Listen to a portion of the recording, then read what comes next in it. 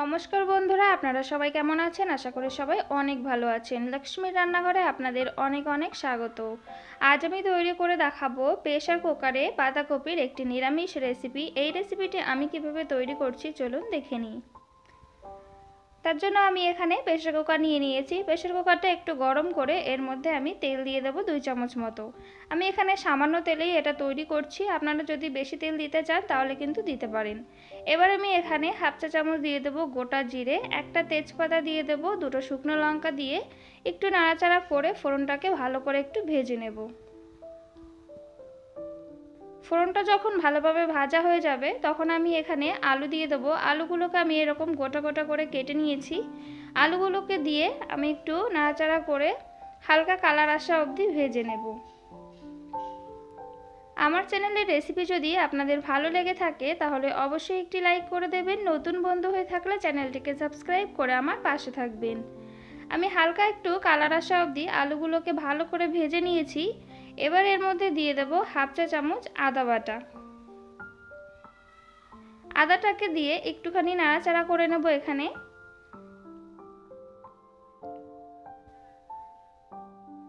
আদাটা দিয়ে আমি একটুখানি নাড়াচাড়া করে নিয়েছি। এবার এর মধ্যে দিয়ে দেব হাফ চা চামচ মতো হলুদ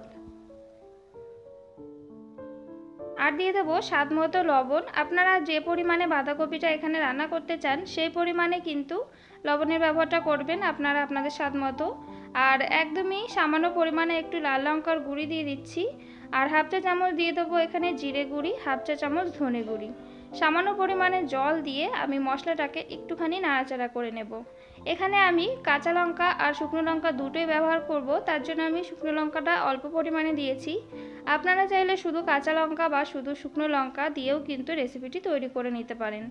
এবার আমি এখানে 5টা কাঁচা লঙ্কা চিড়ে দিয়ে দিলাম, দিয়ে একটু মশলাটা কষিয়ে নেব।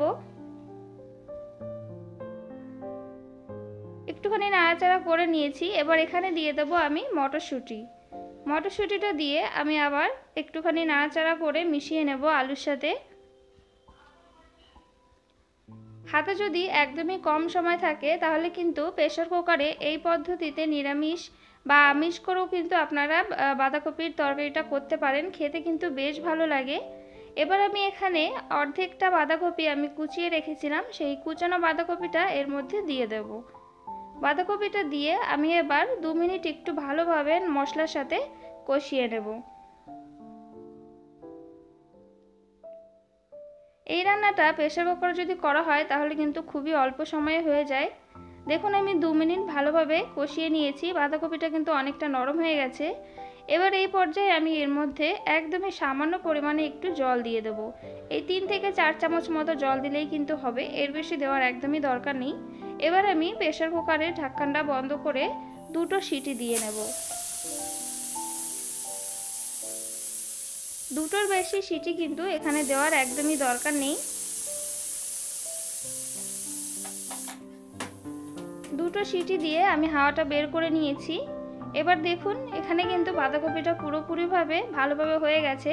এবার গ্যাসটা আবার একটু অন করে দিয়ে এবার বাঁধাকপিটাকে ভালো করে নাড়াচাড়া করে নেব। আরও 2 মিনিট মতো আমি এখানে রান্না করে নেব।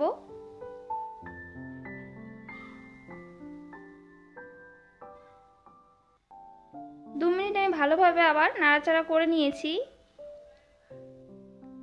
এবার এর মধ্যে দিয়ে দেব আমি বেশ কিছু ধনেপাতা কুচি।